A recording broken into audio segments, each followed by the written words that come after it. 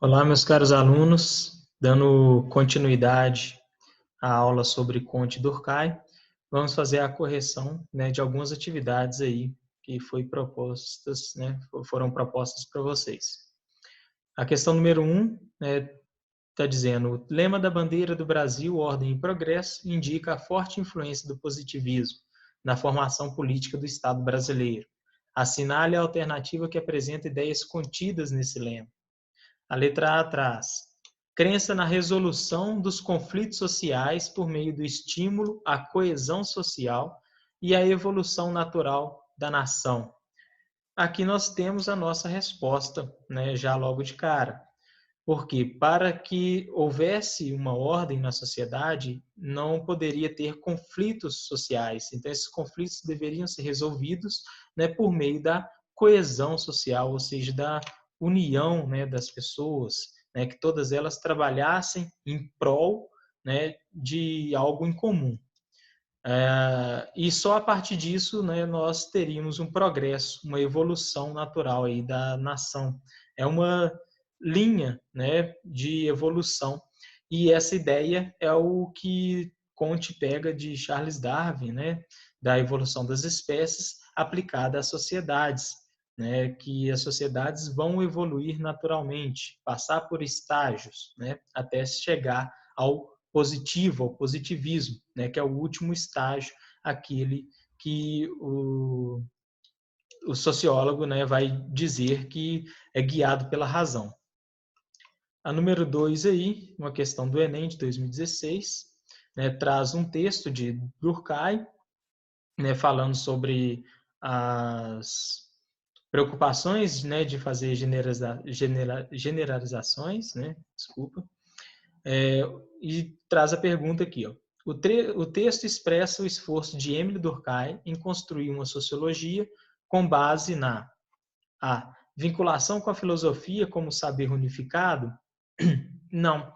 A questão da filosofia ela já foi superada pelos positivistas, e a gente lembra que Durkheim também era um positivista.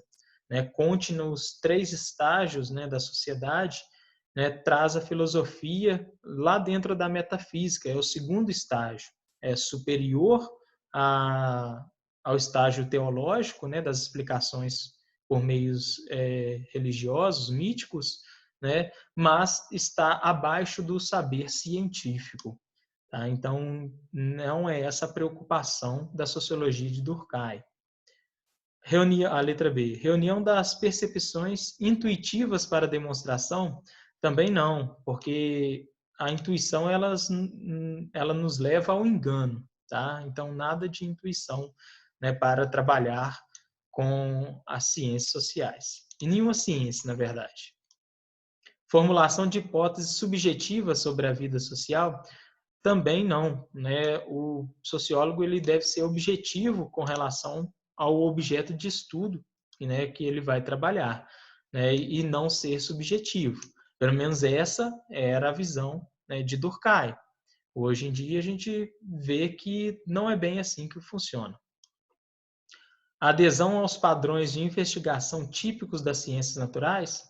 Está aqui, então, a nossa resposta. Eles pretendiam aplicar métodos científicos dentro das ciências naturais. Essa era a ideia de Comte, de Durkheim e de todos os positivistas. Tá? Trazer as mesmas aplicações das ciências naturais nas ciências sociais. A outra questão que eu passei para vocês foi a número 4. O surgimento da sociologia foi propiciado pela necessidade de a. Manter a interpretação mágica da realidade. Olha, não precisa nem continuar com a leitura dessa alternativa aqui. Não tem nada de mágico, nada de mítico, nada de religioso para a interpretação da sociedade, porque a sociologia ela é uma ciência, então precisa ter aplicações científicas. B. Manter uma estrutura de pensamento mítico para a explicação do mundo. Então, aqui, mais uma vez, está falando de misticismo, então está errado. C. Considerar os fenômenos sociais como propriedade exclusiva de forças transcendentais. então também, né, está falando de forças, né, da metafísica, forças além da compreensão aqui, né, dos seres humanos. E se nós estamos falando de fenômenos sociais, estamos falando de coisas produzidas, né, pelos indivíduos em sociedade, tá? Pela sociedade. Então não tem nada de forças transcendentais, exteriores, míticas para explicar esses fenômenos. A letra D, observar, medir e comprovar as regras que tornassem possível, através da razão, prever e controlar os fenômenos sociais. Então, aqui está a nossa resposta, né? Trazendo métodos científicos, né? O rigor que as ciências naturais aplicava, né, em suas pesquisas para a compreensão dos fenômenos sociais, sempre por meio da razão, né? Algo que foi influenciado, né? Os positivistas foram influenciados pelos iluministas, né? A razão iluminando sempre o conhecimento. A outra questão foi a número 7. Auguste Comte identificou os movimentos vitais da sociedade como dinâmicos e estáticos. Em relação a esses movimentos, é correto afirmar que o movimento dinâmico refere-se à velocidade na produção industrial da Europa do século XIX? Não.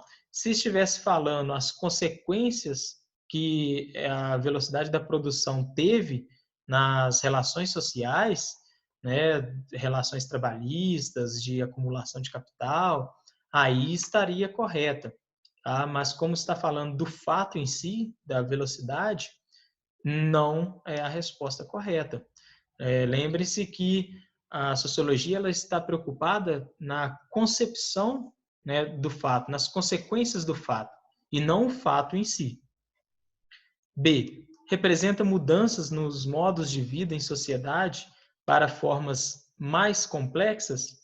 Ok, é isso mesmo. Parte, né, do estático para formas de organização mais complexas, a urbanização, a industrialização, né, todas elas propiciadas aí pelo capitalismo, né? Então a gente parte, né, do estático, da família, da religiosidade, né, da linguagem, da cultura, para formas mais complexas. Preserva a base. Então essa aqui é a nossa resposta, tá? Vamos só conferir as outras aqui. Preserva a base de todas as instituições sociais totalizantes? Não. Né? O dinâmico não está falando sobre a base. Né? O dinâmico fala, né, em algo além, né? Algo mais complexo do que as bases, que ficaria a cargo do estático. Proporciona a coesão das instituições e a competição entre os indivíduos? Aqui nós temos elementos das duas formas. Proporciona a coesão das instituições é um elemento estático. E a competição entre os indivíduos, característica das sociedades industrializadas, né, da urbanização, é dinâmico. Tá? Mas só está pedindo um movimento dinâmico. Incentiva a manutenção da ordem, valendo-se de modos tradicionais de viver em sociedade.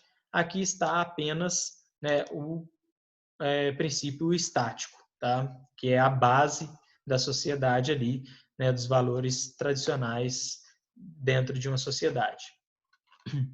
A próxima questão aí é a 10, né? Émile Durkheim apresenta como características dos fatos sociais a coerção. Ok, coerção tá dentro. Agora, como capacidade de superação do etnocentrismo e a racionalização da vida em sociedade? Não. A coerção do fato social, ela vem para exercer uma força sobre o indivíduo. É aquilo que está, né, externo ao indivíduo e exerce sobre ele uma influência. Tá? Não vem como superação de nada, não. A competição e o conflito, não. Né? Nós vimos que são 3 as características dos fatos sociais, e nenhuma delas tem competição e conflito. Tá? A generalidade está correta, mas o interculturalismo não, né? Porque está falando de diversas culturas, né? E a generalidade ela é aplicada, né, às pessoas e não a diferentes culturas, às diferentes pessoas dentro de uma sociedade. A exterioridade e a coerção que a sociedade humana exerce sobre os indivíduos. Olha, está aqui a nossa resposta. Os fatos sociais, eles são exteriores ao indivíduo e exercem uma coerção, né, sobre eles. Né? Então, é algo supra-indivíduo. Questão número 11. Emile Durkheim considera os fatos sociais como objeto de estudo sociológico. Para ele, a sociedade é um conjunto de normas, ações, pensamentos e sentimentos que não existem apenas na consciência individual, mas são também construídos exteriormente, agindo sobre o indivíduo. São características dos fatos sociais. A. Coerção, tá certo? Exterioridade, tá certo? E generalidade, tá certo? Então, a resposta correta da número 12 é a letra A. Né?